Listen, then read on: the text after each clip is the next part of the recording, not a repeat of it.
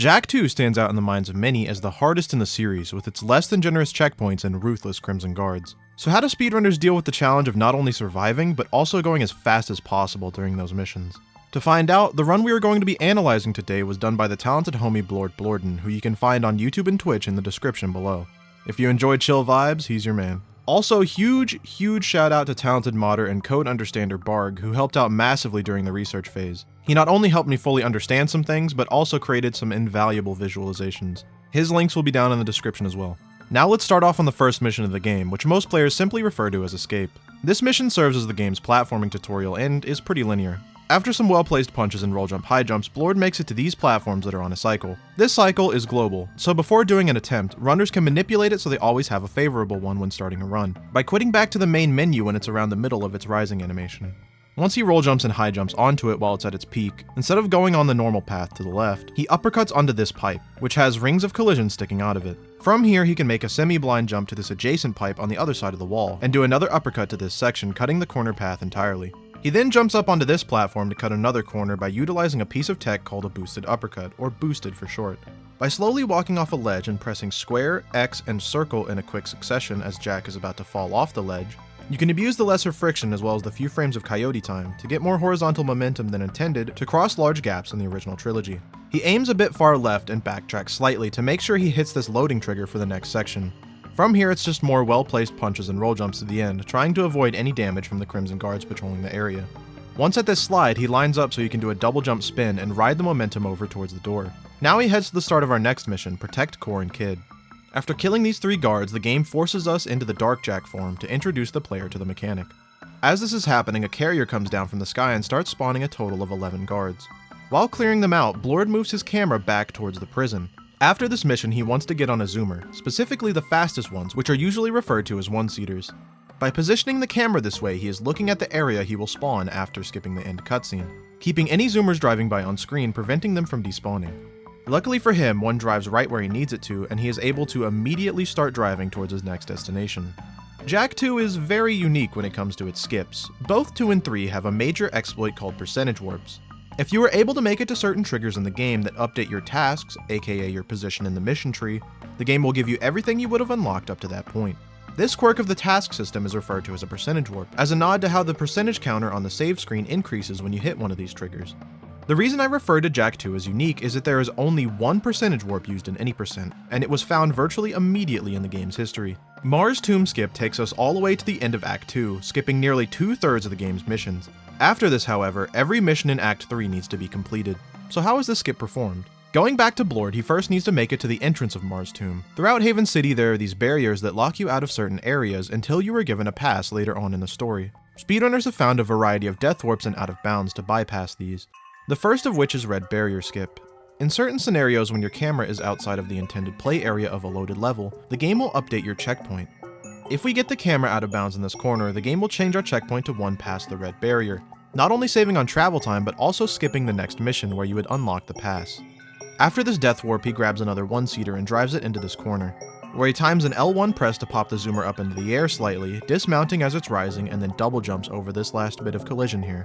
He heads back inbounds and gets on another zoomer, driving it out of bounds into the void. The next section of the city isn't there because he skipped a loading trigger with the previous movement. It may not look like it because it was never on screen, but this was another barrier skip, specifically the yellow barrier, whose pass you normally obtain from Ashlyn midway through Act 1. After skipping this barrier, he drives back inbounds in the bazaars to hit a loading trigger for the area that contains the entrance to Mars Tomb. Normally, zoomers in the bazaar are confined to these upper highway sections. Because of this, the devs never created the collision to block zoomers from exiting the level bounds, which is why he can drive through these walls. After driving back out of bounds, it's a straight shot over to Mars Tomb. He switches hover zones with R2 to dip below the floor and then back out of bounds, punching over to the ledge and quickly double tapping R3 to enter and exit first person mode, bringing the camera far enough in to start loading the tomb. After this, he does a boosted, getting Jak close enough to the airlock that it displays the tomb level, and then he spins at a specific height to hit a death plane. As he's dying, the camera dips far enough out of bounds to change his checkpoint to the start of tomb. When entering the tomb this early, the cutscene that normally puts you on the other side of this door isn't loaded, so we need to find another way around it. Luckily for us, the collision of this archway only extends up about halfway, so if we get up to here and uppercut spin, we can bypass this door. Now that we're here, the goal is to make it to the end of the left tomb, where this Boulder cutscene that serves as the transition to the Daxter chase sequence is. Once we hit it, the previously mentioned percentage warp will be performed, and the game will consider us to be on the first Test of Manhood mission, giving us access to 3 out of the 4 guns, the Jetboard, and all the security passes to unlock the city barriers. To get to this cutscene, Blord is going to perform another out of bounds through this pillar, which lacks collision in the middle. To make it up there, he first stands on this little bit that sticks out slightly, and then high jumps into this indent. From here, he single jumps and spins, riding the sloped collision up, and falls out of bounds. The collision separating the pillar and the underside of the floor is one-sided, meaning he can pass through it and make his way further into the tomb, making sure to pass through the bottom of this door that acts like the airlocks previously mentioned, loading the rest of the level when you pass through its activation sphere. Normally you would need to perform a platforming challenge ending on this button, which lowers down this set of stairs, but by staying out of bounds we can make it down there early. Killing 2 birds with 1 stone, Blord ground pounds into the side of this dark eco. Entering the eco this way prevents the game from killing Jack, and instead leaves him with the 2 state flags he would have gotten during his death. These 2 state flags are dead ignore and disable attacks, the former of which would prevent the Boulder cutscene from loading in if not removed. This state is referred to as the invulnerability glitch, or invuln 1 for short. To get rid of it, he takes fall damage, which only updates the dead ignore flag, leaving him with disable attacks. This state is referred to as invuln 2. The disable attacks flag lets him slip past the boulder unharmed, after which he aggroes a spider and stands in this corner and jumps after the spider attempts to bite him. Once he lands, the game transforms him back into Jack? While playing as Daxter, you are still the same target entity as when you were playing as Jack, but in a mode referred to as Indax. If you try to perform an action that Indax cannot do, such as swing on this pole here for visual clarity, the game will put target back into the normal mode, which is the mode for Jack on foot. When the spider lunges over Daxter, it forces him to attempt to crouch, which target can only do in the normal mode, thus transforming him into Jack. Now Blord is able to use the Jetboard, which opens up the full routing potential of this game. Let's quickly go over how to use it. While on the Jetboard, there are 4 types of jumps you can perform. A normal jump by pressing X, a boost jump by pressing X shortly after you land, a duck jump by holding L1 before a jump that gives a little bit more height, and a boosted duck jump, which is just a duck and a boost jump combined. If you hold R1 after jumping, you can flick your stick up or down to do a flip, or hold it left or right to spin. If you land at 360 doing this, you will get a small speed boost. We call these side flips. If you hit L1 and move the stick during a jump, you will perform a trick. You can cancel a left or right trick into an up or down trick by keeping L1 held and moving the stick in a quarter circle motion. After this trick cancel, you can keep the stick held up or down and press L1 again and perform another trick, gaining height each time you do so. This is called the hover glitch and is the main movement tech of the run. Going back to Blord, we can see this during the Daxter chase skip, as he gets up to speed and hovers up the stairs. This skip is a bit esoteric, so let's go over how it works before seeing Blord finish it. The function to finish the mission is here, where it checks what mode the boulder is in after the current animation it's going through is done playing. Normally at the end of the first animation where it crashes into a wall, Daxter passes through this trigger, which sends an event that trips him and progresses the boulder into mode 2. When in mode 2, it triggers the spider cutscene Tomb Spider Scare and continues on with the rest of the mission. If you were to skip past this trigger, the game would still be checking for the mode of the boulder, and if you can change it to a mode between 10 and 14, the game will close the task ending the Daxter chase portion of the mission. Normally after slipping past the boulder, it slows to a crawl as it tries and fails to squish Daxter constantly. If we reset the boulder by making it to this trigger to deload and reload the level containing the Daxter chase sequence, indicated by this brief blackout while it tries to load the spool animation, it will continue on its path at the normal speed, presumably because it can't find target. The rest of the skip would still work, but would end up being slower than just playing the mission because the boulder takes forever to get to the end. After this, Blord dives back down into the dark eco and swims out of bounds to start a hover towards the end of the chase. Midway through this climb section, there's a trigger that changes the boulder's mode to 12, which Blord hits after the boulder hits the end of its animation, which ends the mission. When it ends, it actually just changes your checkpoint and kills Jack to warp him back to the start, and that unfortunately removes the invuln glitch. From here, Blord starts hovering back up the stairs and heads towards the right tomb trials. He hovers up through the ceiling, landing outside near the door to load the next section, and side flips back up to speed to make it to the room that contains the end mission test. These tombstones are a match 2 memory game with 6 possible patterns chosen at random. Most of the top runners, including Blord, have these all committed to memory, but there's also a sheet that can help us follow along. Here he gets the pattern in the bottom middle. Usually the game briefly takes away control while playing the audio cue for one of these tombstones, but if you get on the Jetboard after hitting one, you can avoid this. To further mitigate the time loss, he lines up in a way to hit 2 tombstones per punch, reducing the amount of times he has to transition off and on the Jetboard. After the final one is matched, the door opens and the button to fully finish the mission is activated. We waited to hit the left tomb button until now to get cleaner lines throughout the level. Once both buttons are hit, the Praxis boss fight becomes active, and we can restart mission to warp to the start. The first two phases of this fight start by Praxis firing down 7 spy droids. After they are cleared, he fires 7 bombs in the same spots that you can hit back at him. You need to hit him 4 times to transition into the next phase, but you can sneak in some extra hits. The fuse, or fizzle time, on these bombs doesn't immediately decay on the 4th hit, and is instead reduced to a semi-random amount. So if the bombs nearest to you after the 4th hit roll favorable fuse times, you have a chance to get 1 or 2 extra hits in. Getting these extra hits is most important on the end of the 2nd phase, as there is a significant wait time between the bombs in the 3rd phase.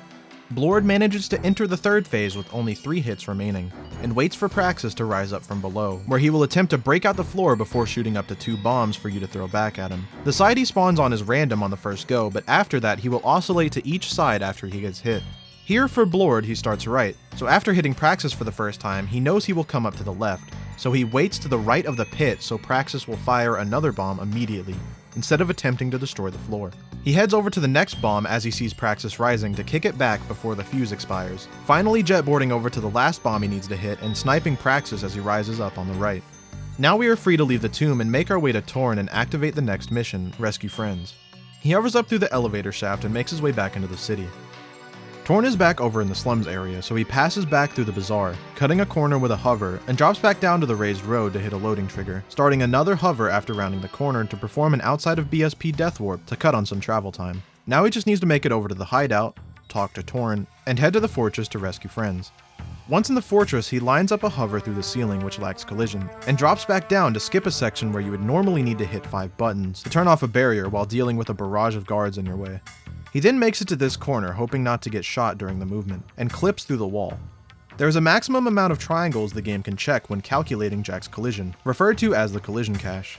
When this limit of 460 triangles is reached, the game briefly stops checking for collision, allowing you to clip through the walls or the floor. There are very few spots where you can do this, but the connecting bits of these pipes happen to be extremely detailed, to the point where simply being near them and spinning to increase the radius the game checks for collision puts us over the limit.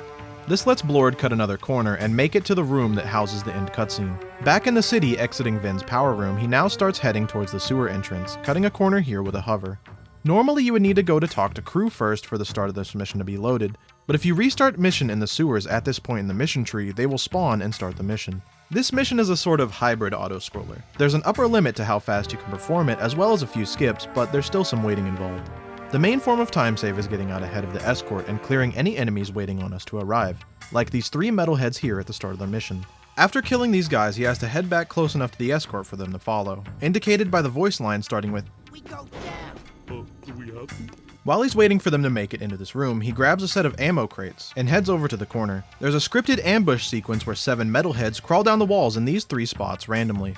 This positioning allows Jack to fire at all 3 spawning locations at once, hopefully shooting them as soon as they spawn, which, if done early enough, kills them in 1 hit. Blord gets pretty good RNG with only 1 enemy spawning in the furthest corner. Once this section is cleared, Jinx will plant a bomb to destroy a barrier to the next area. Normally, as the escort walks through this hallway, 2 enemies spawn in the back corner for a surprise attack. We can avoid this by damage boosting past the barrier as it explodes and take out the second pair of enemies blocking our path early, confirming we skipped it with another voice line cue. "You're pretty handy with that iron, Blondie." He jetboards down, grabbing some ammo, and takes out 2 enemies hiding on the wall for another surprise attack, getting as far into the next section as he can without failing the mission by getting too far away from the escort, waiting for another pair of enemies to spawn and drop from the ceiling, then heading to these last 6 enemies before another scripted ambush.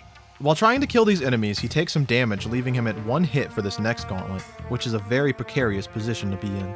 He carries on regardless, grabbing this last bit of ammo in the level, and waiting for the escort to catch up while preparing his secret weapon during the break. After the cutscene, an ambush starts comprising of 40 total metalheads. While dealing with him, he also needs to preserve ammo for the next mission, as it won't be refilled when the mission is complete. So he shoots the Vulcan Fury in calculated bursts as they fall until he runs out, and then cleans up the rest with the blaster. Once the final enemy is down, he heads towards the end, stopping briefly so the escort catches up, then waits for the end cutscene. Once completed, a simple restart mission takes us back to the starting elevator. He has to briefly step out and back in the airlock for the elevator to start rising. Once in the city, he has to make it back to Torn's hideout to start the Bombbots mission, where 3 robots rigged to explode need to be taken out before they can reach the base.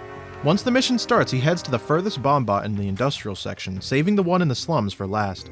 Because this Bombbot is located closer to our next mission, ending on it reduces our total travel time.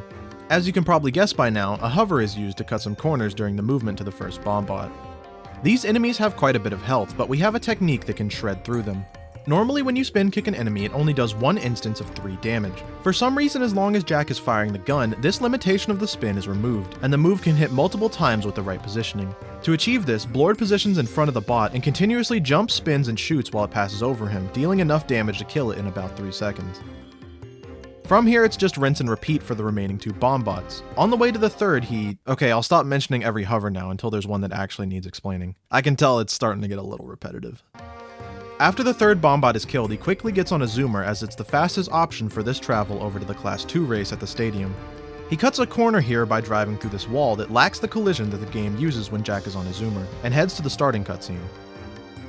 Near the end of the first lap, Blord is going to set up for a skip. Before that, let's go over how it works. As you drive through the level, the game keeps track of your distance traveled through the track and uses that to calculate which quadrant of it you are currently in. Each race is divided into 4 equal quadrants, starting at 0, so 0, 1, 2, and 3. It stores these values in lap quadrant. For a lap to count, you must pass through all these quadrants in order. If you try to skip from, say, 0 to 2, your quadrant will not update. The same restriction applies to going backwards as well. Looking close at this visualization, you may notice that the start of quadrant 3 and the end of 0 are very close together. In fact, they are right on top of each other. So all we need to do for a lap skip is find a way to get up to quadrant 0 after passing into quadrant 3. To do this, Blord saves a boost until making it over to this trench. He slows down and hops while turning into it, holding back on his stick to angle himself upwards. Once he's confident with his angle, he boosts and rockets up to quadrant 0, completing the first lap. Now he just has to repeat this 4 times to complete the race. The only other movement tech during this race is hopping repeatedly when turning, which helps take a sharper turn because the jump pushes you slightly where you are angled.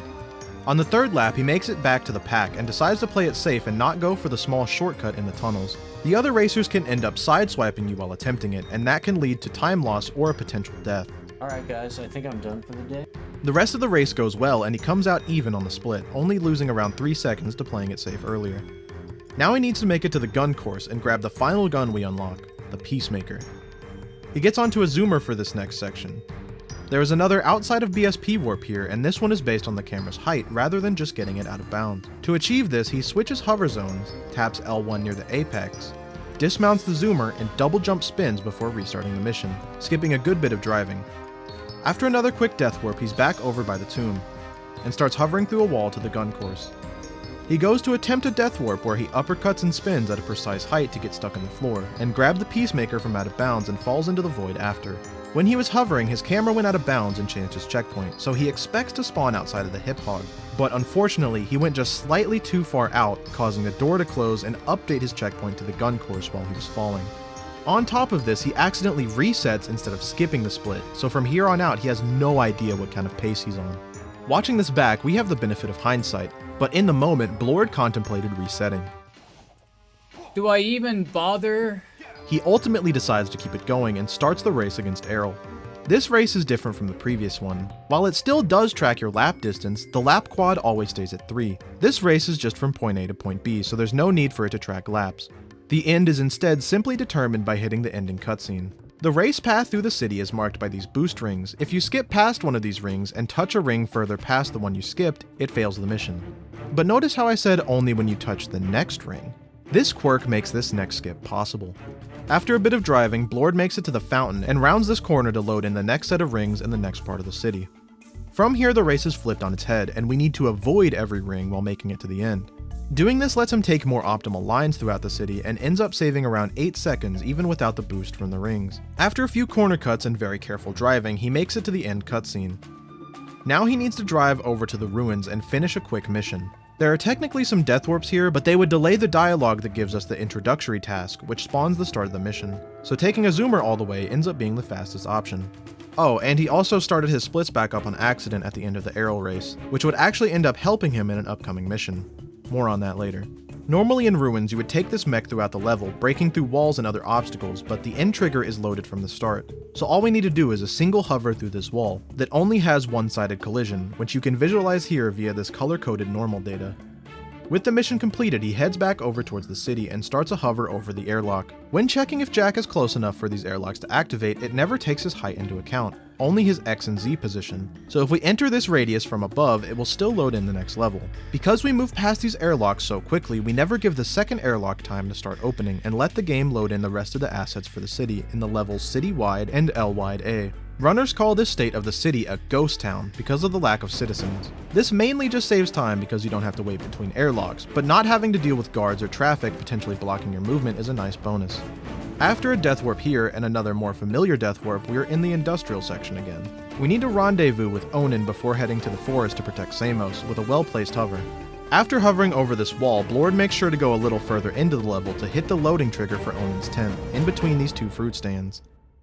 After another quick death warp here in the bazaar, and some jetboarding that was rudely interrupted by this citizen strolling by, he lines up a hover to the forest airlocks, just barely landing on this bit of collision outside.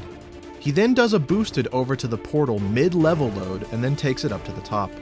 Midway through this platform ride where the game takes away control of Jack, Blord moves his camera into a position that gives him an outside of BSP warp over to Samos. This mission is essentially an auto-scroller, but we have a trick up our sleeves to make it a bit faster. Blord first grabs some ammo from the crates and then goes down to the shuttle spawning Crimson Guards to farm a few more drops before setting up a hover out of bounds. Standing in a specific spot and going into first person mode to get the camera far enough away to deload any flying guards. The on-foot variants don't despawn if they're already loaded, but are prevented from being able to retarget Samos after hitting him, because he is removed from the list of potential focus targets when Jack and the camera get far enough away from him. Any other guards that attempt to spawn while the cam is still in this position won't be able to either. This fight is broken up into a series of waves where a certain amount of max enemies will spawn from each carrier. The only condition to progress to the next wave is a wait time set between them via the suspend for X seconds function. Once it gets to the end of these waves, there is a condition that checks if the hover enemy manager is done spawning the last set of 2. This hover enemy manager has its own set of waves, making this the main reason we have to wait out of bounds. This wait time is around 1 minute and 32 seconds. During this, Blord finishes preparing his secret weapon and starts to power up for the later half of the run.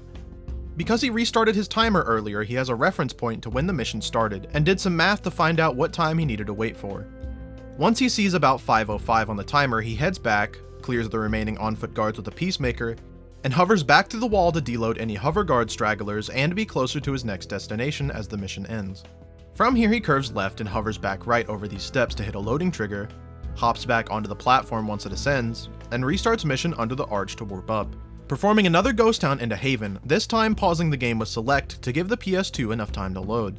Once in the city, he makes his way back into the market area with a corner cut, taking a death to fully load the city and the cutscene that starts the Rescue Lurkers mission. Instead of finishing this mission, he's going to save it for later. Right now in the mission tree, there's a branch that takes place with Vin at the power station that fully unlocked after we completed Protect Samos. To get into the final gauntlet of missions that lead into the end of the game, these 2 missions at the power station and the Rescue Lurkers mission need to be completed. Rescue Lurkers will still be active when we come back to the city after completing these 2 missions for Vin, but only if we do not die during them. Storing Lurkers lets us restart mission and warp back to the market to save about a minute of travel time. The travel to the power station is pretty straightforward, except for this familiar corner cut hover to the left side of the port. Destroy eggs is the shortest mission in the game. The end trigger happens to be placed right above the starting portal, so I'm sure you know how this is going to end by now. On to Destroy Drill platform, the end trigger is also at the beginning, but isn't active until we complete the midpoint task of destroying the control panels in this tower, which are coded to only break when the mech attacks them. We can make this travel to the tower a bit faster by walking on the outer edge of this level. There's a bit of collision sticking out that I assume is meant to try to prevent this, but it doesn't extend that far out, so we can just dip down and around it. After making it to this corner, he heads back down inbounds, holding X to slow his fall as he descends. To continue past this point with the mech, he needs to raise these 2 platforms by hitting these switches. After wedging himself in between the first switch and the wall, he can adjust his shot angle without worrying about potentially walking too far off the edge. For the most part, he doesn't really care about taking damage in this section, but you can avoid these flames without incurring any time loss by walking along the outer edge of these platforms. There's pretty annoying auto-targeting when punching in the mech, so Blord tries to kill these metalheads or let them jump onto him before attacking. With some clever positioning, he can break 3 of the side panels in one motion. Once the last control panel is destroyed, he hops out of the mech and starts to backtrack. This next bit of movement is very tense, cause one wrong move could get rid of the lurker storage and completely kill the run. You have to pay very close attention to the cycle you get and react accordingly. Blord plays it a tad risky at the start, but it ends up working out, and he makes it over to the end trigger. Once the city loads in, he restarts mission back to the start of Rescue Lurkers, another thankfully straightforward mission.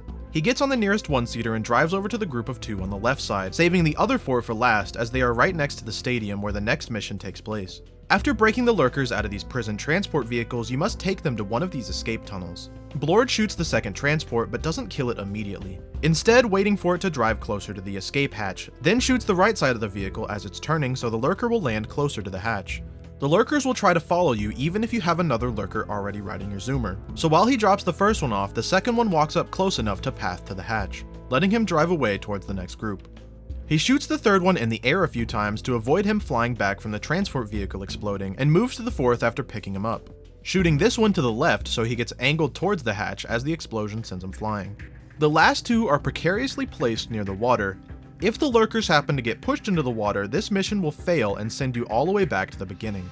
So we have to wait for this transport to round the corner before shooting the final shot. This last vehicle has some RNG involved. He can either decide to turn left here or stay straight and turn left nearby the hatch, which can save a decent amount of time. Blord gets lucky and is able to cash in on the potential time save and makes his way to Class 1, the final racing mission. This starting cutscene doesn't immediately start the race, but you can just make it over there with a restart mission instead. Like the previous class race, there is a lap skip here. This one isn't as impactful as Class 2's, but still saves a good chunk of time when added up across each lap. This one involves riding up to this sloped wall after slowing down a bit, so your zoomer doesn't take any damage. Once your angle changes upward, you boost and ride the slope right towards the other side of the track, to finish the lap by crossing over into Quadrant 0 from the start of the third quadrant. For the rest of the race, it's just rinse and repeat after each lap, trying to get 2 boosts from the set right after, rounding the corners with the jumping while turning tech, and saving 2 boosts for the lap skip to get back up to top speed faster when landing, except during the final lap where the boost is instead used on the final turn. After the race, we need to head to Baron's Palace, so we do the same outside of BSP warp we did previously. The Jetboard movement from before would be faster here, but because the guards are set to their highest alert level, this risks getting shot and comboed, and almost always ends in an untimely death.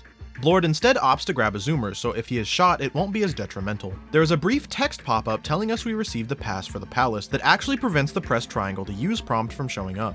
So to get on a zoomer, he needs to quickly overwrite it by tapping select to pause the game, interrupting the pass text with the pause text, giving the triangle to use prompt for the zoomer a small window to appear.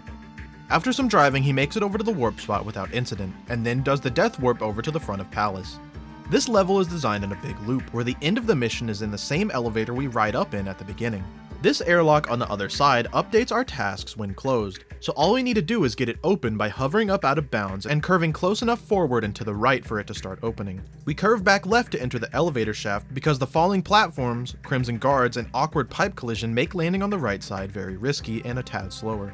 Once in the shaft, the airlocks close and our task is updated to the second to last one of the mission, Palace Sneak-In Door. Once you have this task, the mission usually ends upon crossing the airlock into the city, but there is also a failsafe that updates the task when respawning at the City Pal Shaft checkpoint. It just so happens that avoiding the starting cutscene is not only faster, but never updates our checkpoint, so we can restart mission to spawn back down at City Pal Shaft, triggering the failsafe and completing the mission. Now he just needs to get over to the carrier to take him to Weapons Lab. He tries to go for a very specific version of the hover that would push your camera up and let you do an outside of BSP death warp to the carrier, but he ends up going slightly too far right and bounces off the torch collision, which sticks out a surprising amount. As a backup, he finds a one-seater and drives over. Once in the next area, he lines up a hover over the airlock to load in the Weapons Lab and continues over into the final room.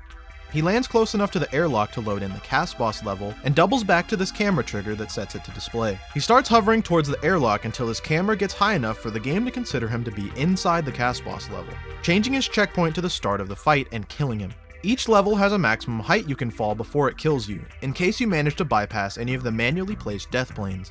Because Cast Boss takes place way above the Weapons Lab, this height encompasses everything past a certain point below the shaft. This makes the game send an endless fall trigger to target once it considers you to be in Cast Boss. Now that he's at the arena, he can walk forward and start the fight.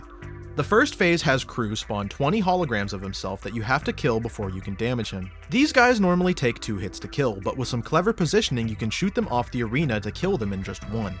After the last hologram is killed, Krew comes out himself to finish you off. While he's hostile, he orbits you in a direction that gets flipped whenever he's hit. While moving, he only uses his nav mesh to determine where he can go, and doesn't check for any collision in between. Whenever you hit him, he gets put into the knocked state as he flies back in the direction you shot him in. While flying back in this knocked state, he actually does check for collision so the player can't accidentally shoot him out of bounds, and becomes hostile again once the animation ends. If he is unable to move for 0.1 seconds after trying to recover from the knocked state, a failsafe will trigger that kills him instantly. With this understanding of how Krew works, we can manipulate him out of bounds into an area to get him stuck and skip the rest of the fight. First we position by this support beam so Krew will path in front of the elevator shaft. Then we shoot him into the corner twice so he's back to orbiting right. From this position he tries to path back onto the arena nav mesh, ignoring the collision in between.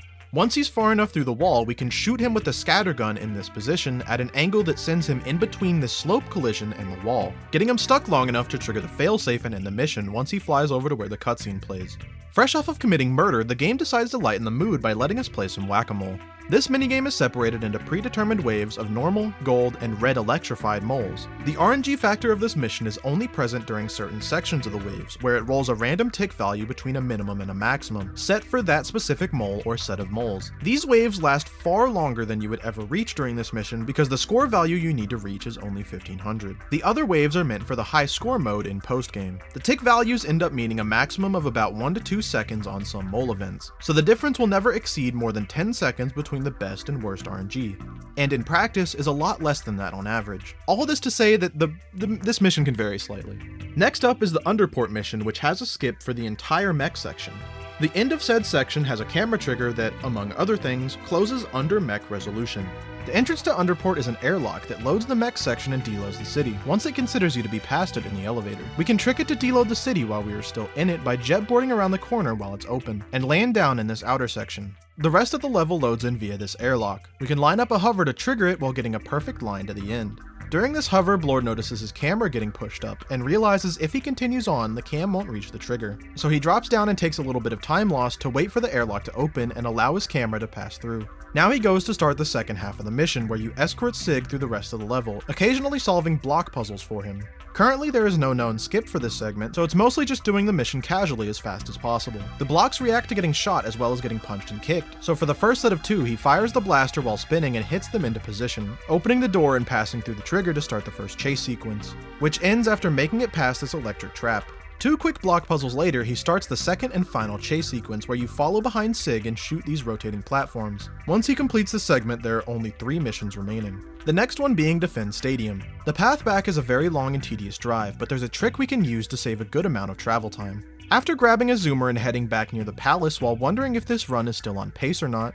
I don't know, man. I don't know if this can PB.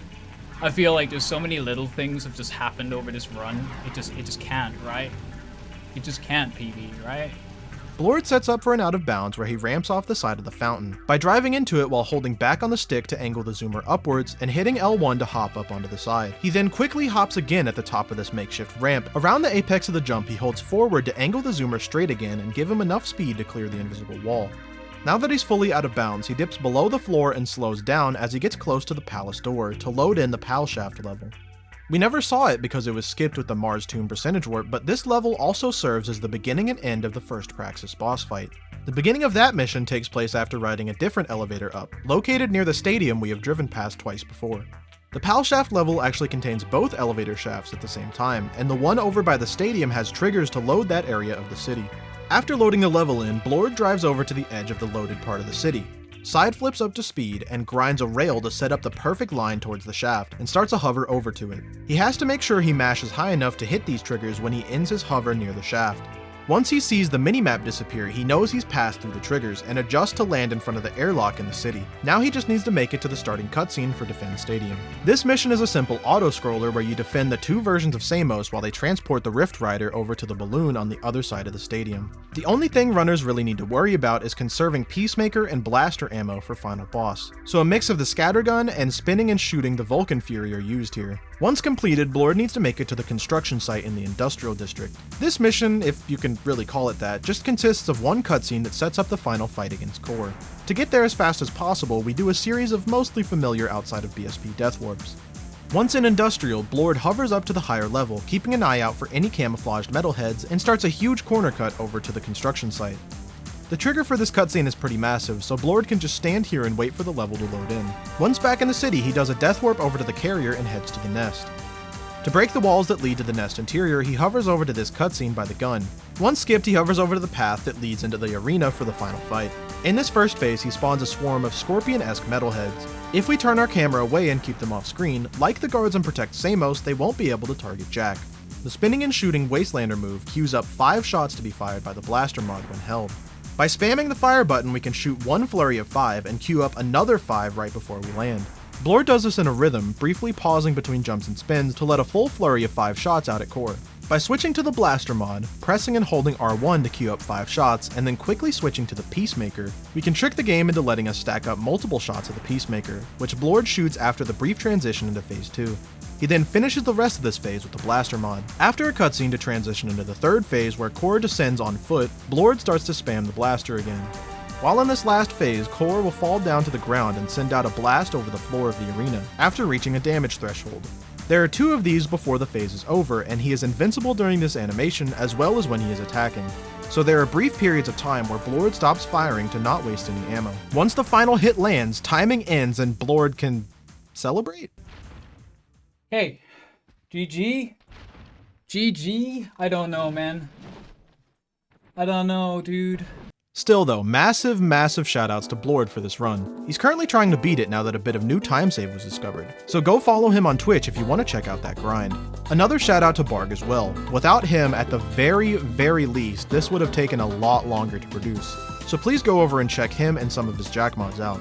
I didn't really know where to put this, but about that time save I mentioned. After Barg and I came to that new understanding of how the races worked, me and another runner, Bentendo, crafted some new lap skips for Class 2, which are super sick to watch. With all that out of the way, it's time to yap a little bit about myself, so feel free to click off now. Thank you for watching. This video took well over 50 hours to produce, with most of it being in the writing and research phase, so any likes, comments, shares, and subs would be greatly appreciated. I also launched a Patreon which you can join on the free tier to get some behind the scenes updates. Or you can support me financially for a few little bonuses. No pressure though. I have a few ideas for future videos, most of which are Jack related. I think the next 2 won't end up being explainers, just so I can experiment a little bit, but I do want to keep doing more of these. It just takes a while. I think that's about everything. Thank you for making it to the end, and I hope life treats you to something nice soon. Later, y'all.